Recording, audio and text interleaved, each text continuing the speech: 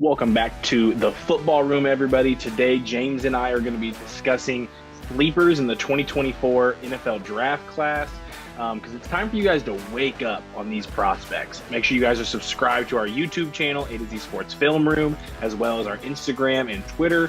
On Instagram, A to Z Sports Film Room, and on Twitter, A to Z Sports NFL. The football room is now open.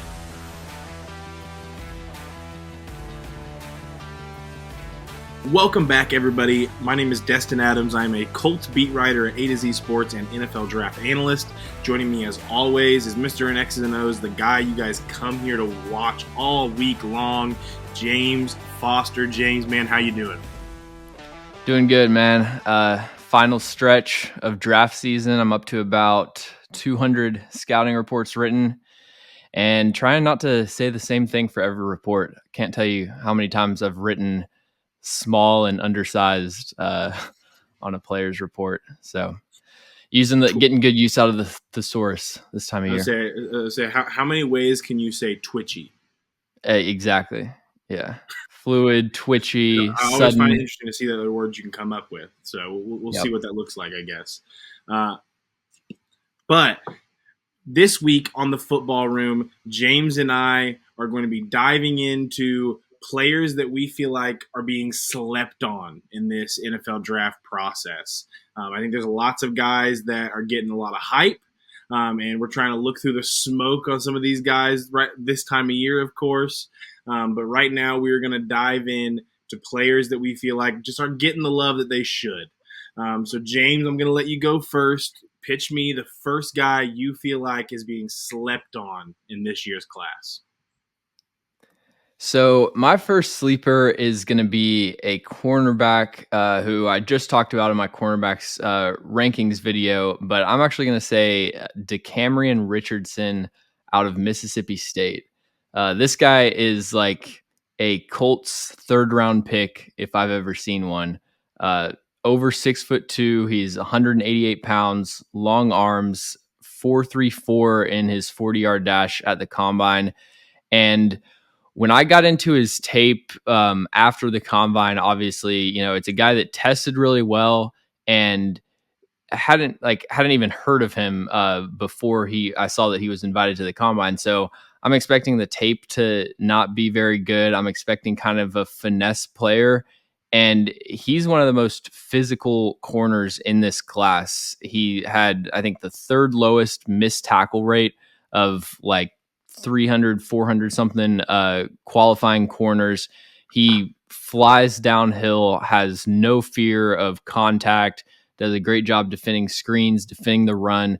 And then you watch him move around the field, like obviously his best trait is going to be his top end speed and size, but he's actually got some fluid side to side change of direction skills. He's not going to be like this super fluid mirror type of man coverage corner, but he's got the ability to recover if he takes a false step. Really, his biggest issue is that he does not seem very comfortable playing the ball. He has played a good amount of snaps over his career, doesn't have a single interception, only 3 career pass breakups. And, there's a lot of NFL scouts I know that really that's something that's big for their evaluation of defensive backs is being able to take the ball away. And he hasn't shown the ability to do that at this point, but I think the coverage skills are there, and he seems to have the play demeanor that you want. He's kind of projected to be a 4th or 5th round pick based on the consensus board at this point, but I don't really see him getting out of day 2.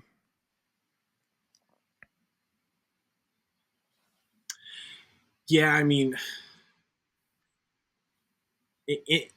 since I cover the Colts, I mean, every year I feel like these athletic freaks that come out at the combine, at their pro days, like I have to watch them a little bit more closely.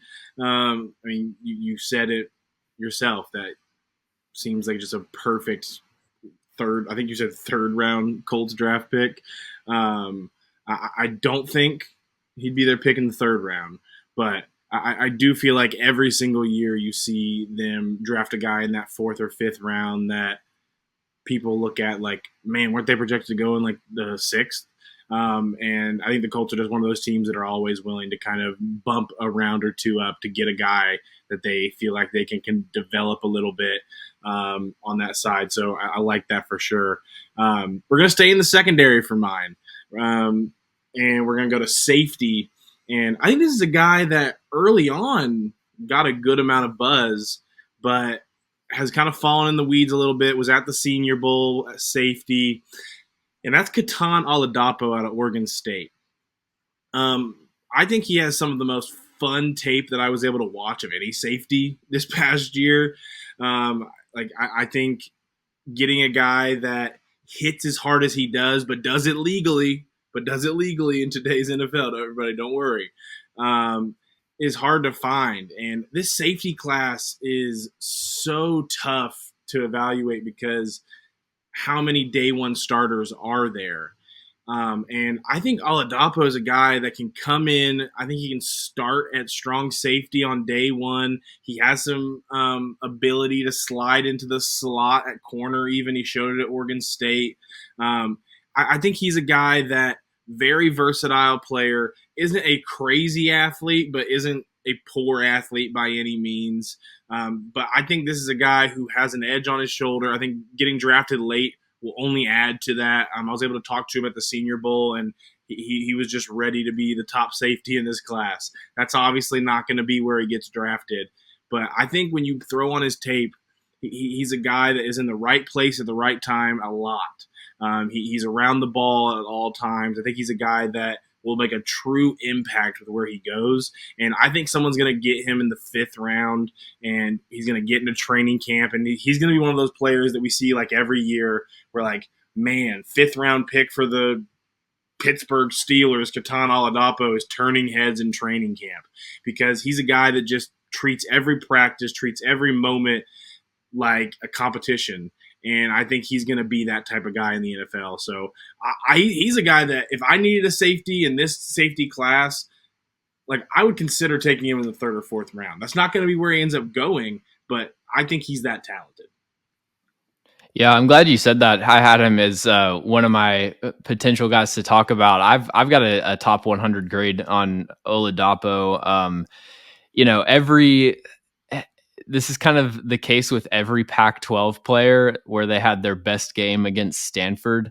But like Oladapo's performance against Stanford is one of the best performances of anyone in this class. He had 2 interceptions, and then he got a pass breakup that forced another interception.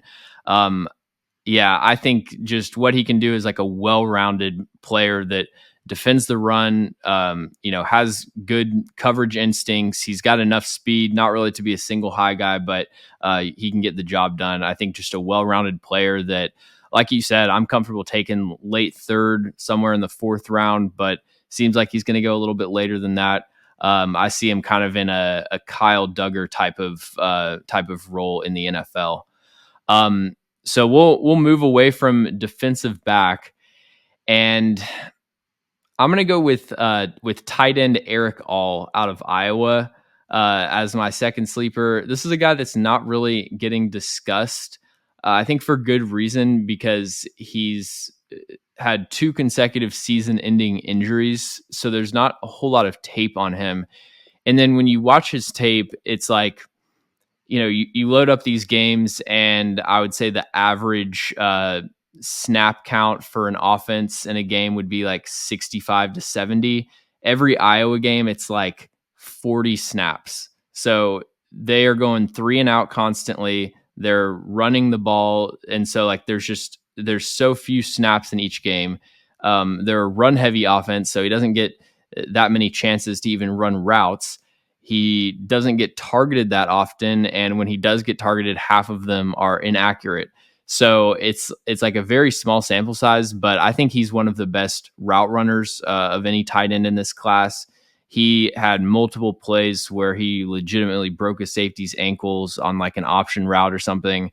I think from a blocking standpoint, he's definitely a project. He kind of just throws his shoulder into contact.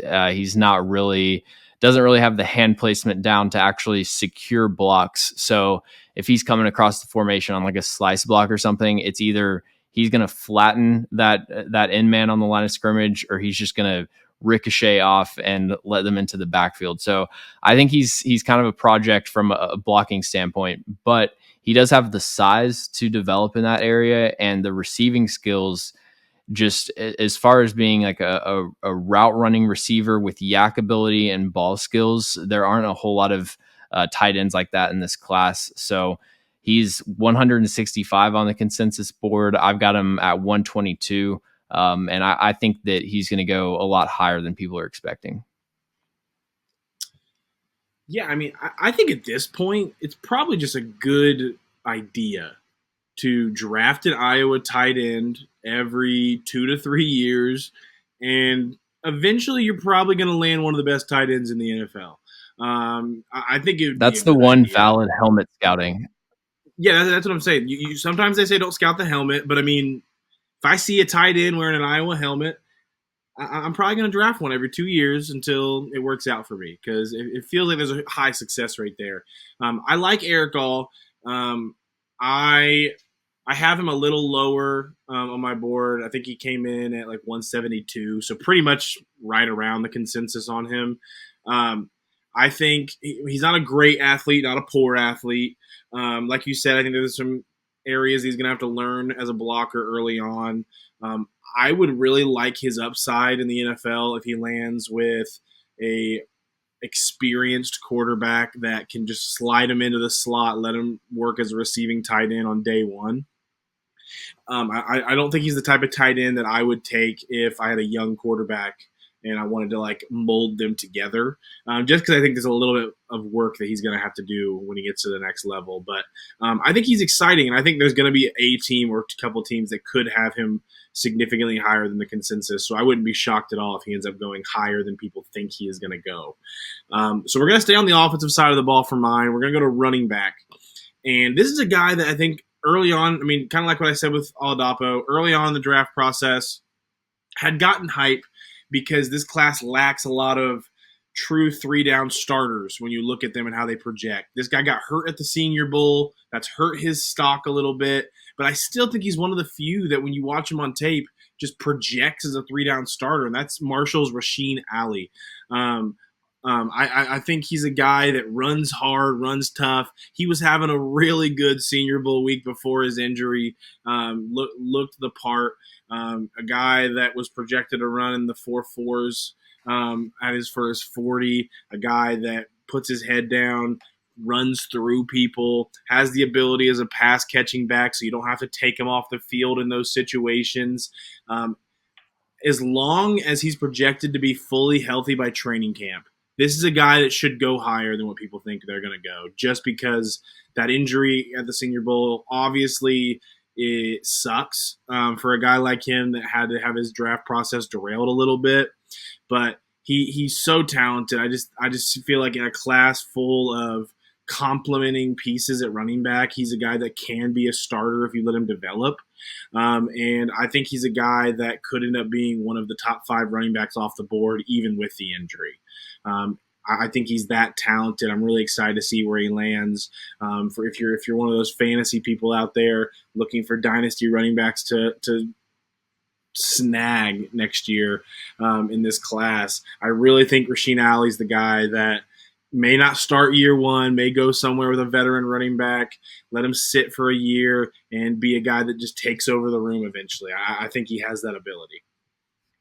I like that call. I'm working on my running back rankings video right now, and I was actually like a game and a half into Ollie before we started recording this video. And I mean, I'm thinking he's definitely going to be a top 10 running back for me. Like, he's explosive. He's got change of direction, explosiveness out of his cuts, and really good vision.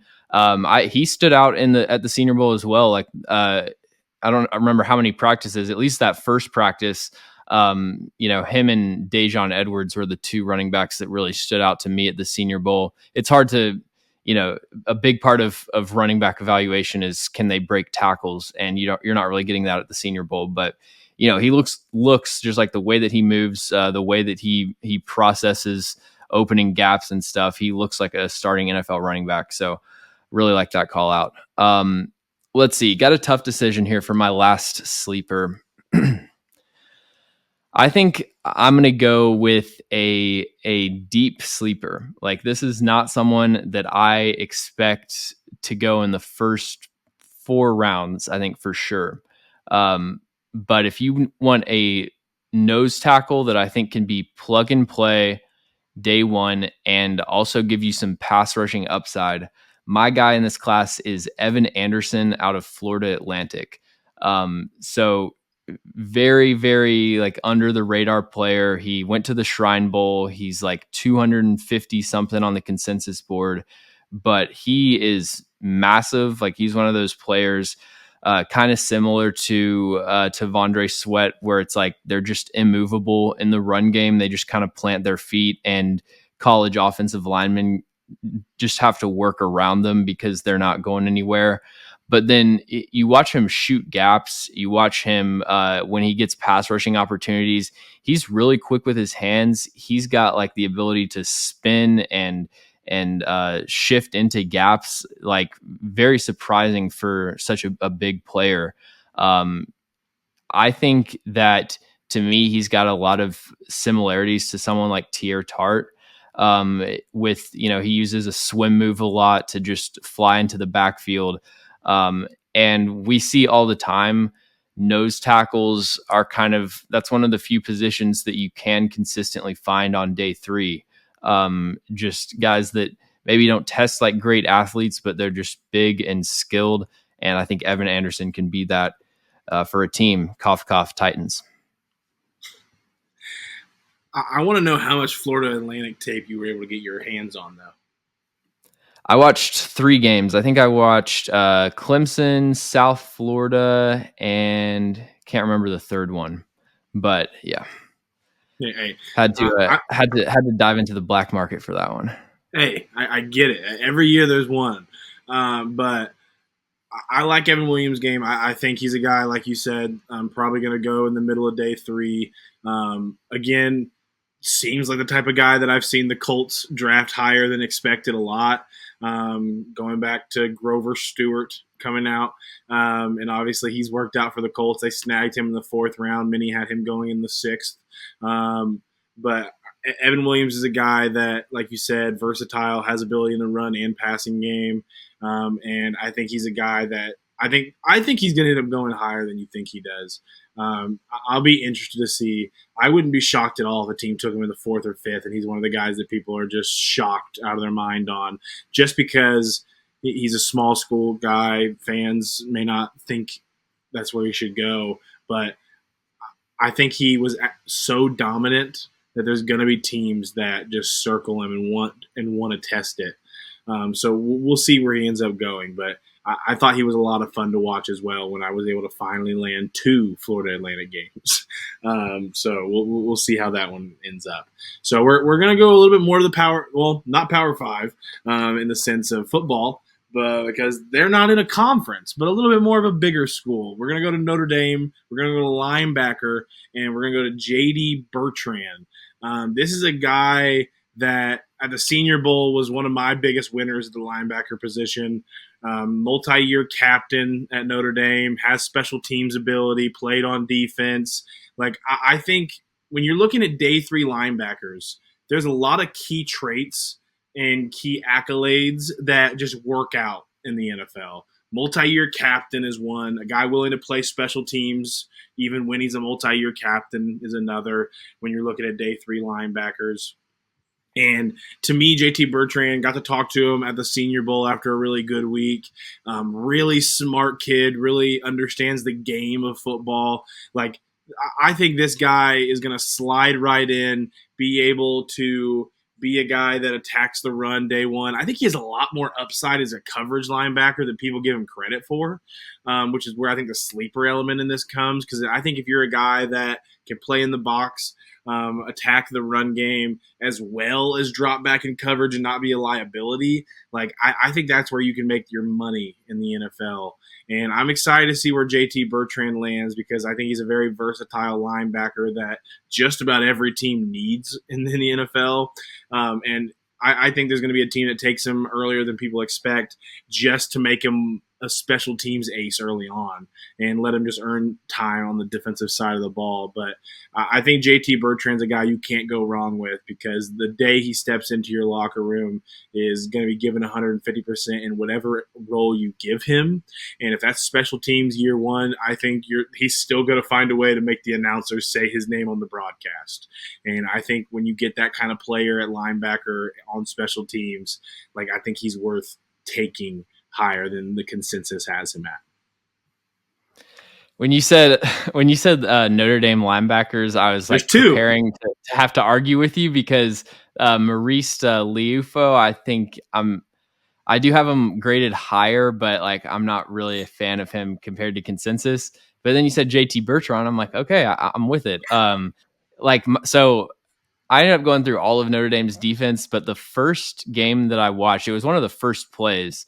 Like I see JD Bertrand, and he's this he's like 6 foot, short arms, 230 something pounds. And one of the first plays, he just gets wrecked, like tossed aside. And I'm like, oh boy, we got a UDFA grade coming in. But then after that, I actually thought his tape was really good. Like he did a great job of shedding blocks when he's like engaging with a puller or trying to just force his way through a gap. He's got so much stopping power at the point of contact for such a smaller player. He can kind of just force his will wherever he wants to go on the field. Like you said, sees everything quickly. At the Senior Bowl, he was one of those guys that was just constantly communicating. That's really at Senior Bowl practices for linebackers. What I'm just looking for is who is talking when they're on the field, like who's pointing stuff out. And he was one of those guys that was, constantly making checks and everything. So yeah, I would totally agree with JD Bertrand being a sleeper. And to me, he just seems like a Jack Sanborn type that goes later in the draft, maybe even undrafted, and then finds a way onto a roster and has, a stable role. Yeah, so I honestly think we ran through those faster than we expected. So I think we each have a longer list. Let's give some people some more sleepers, James. So go right ahead. Who's another one on your list that you didn't get to get out in your top three, but you still want to talk about? Yeah, so I'll go with another cornerback. And this is the player that if you asked me, I would actually say is the most underrated player in this class. Wanted to, hit some guys that I hadn't discussed as in depth, but Elijah Jones out of Boston College. I've seen him starting to get some buzz on Twitter recently. I saw Jim Nagy tweeting about him. Breaking news: he's a fan of someone that was at the Senior Bowl. But man, And DJ Burns. Both. If you're DJ oh Burns and yeah, you play at yeah, the Senior Bowl, you're high on his list right now. tackle one. So Elijah Jones out of Boston College is he's kind of like the value brand Nate Wiggins in this class to me. He's tall, kind of slender at like 185 pounds, but he's got good length, speed, explosiveness, and just incredible ball skills. He can play the ball down the sideline like a receiver. He's really explosive to undercut passing lanes, like on an in-breaking route. He can just make up that extra distance. He had a few interceptions that were like that. He had an interception against Syracuse where he just ripped it out of the receiver's hands. I think the ball skills, the ball production, his ability to click and close, break on underneath routes. He's got he's really quick to turn and accelerate down the field. I think he got beat on a slot fade for like 20 yards against Louisville, but I didn't see him get beat deep outside of that. I just think Elijah Jones is someone that people aren't discussing, but I think the tape really speaks for itself. Yeah, man. I think corner at the Senior Bowl was one of the positions I left the most impressed compared to where I thought I was going to be going in to the week. I think there's lots of guys that you could go down the list and name. And like you said, Jim Nagy would have a high grade on all of them. But that's a conversation for another day. 80 first But round grades. hey, you got to have them sometimes. I'm gonna go to receiver for mine, and this is gonna be a guy that's gonna be the highest. He's gonna get drafted the highest of anyone that we've talked about today. So some of you are gonna say that it's not a sleeper, and I get it. But I think this is a guy that the pendulum has just swung way too far the other direction. I think early on in this draft process, he was getting first round, early second round buzz. Now there's people saying he's not going to go to the third or fourth. And that's Devante Walker out of North Carolina. I think it's important to speak on him still just because this guy is gonna have so many fans across the NFL. Like I don't think people understand. Like this guy, 6'4", great athlete, is an X receiver in a class full of tall Z receivers. So for a team that's gonna be looking for an X receiver, like Tez Walker is gonna be high on their list. This is a guy that sub 4.4 speed. Had a rough week at the Senior Bowl. He did. Struggled in one-on-ones. Had a little bit of the drop issues, but he was getting open. He was winning reps route running wise, but he could not pull in the ball. I think this is a guy that still should hear his name called on day two. And I'm pretty firm on that, whether that's early round 3, whether a team takes him in round 2, because I still think it's on the table that a team will take him in round 2. I really do, because of his ability to slide in as an X receiver. I've said this and I've mocked this a lot of times.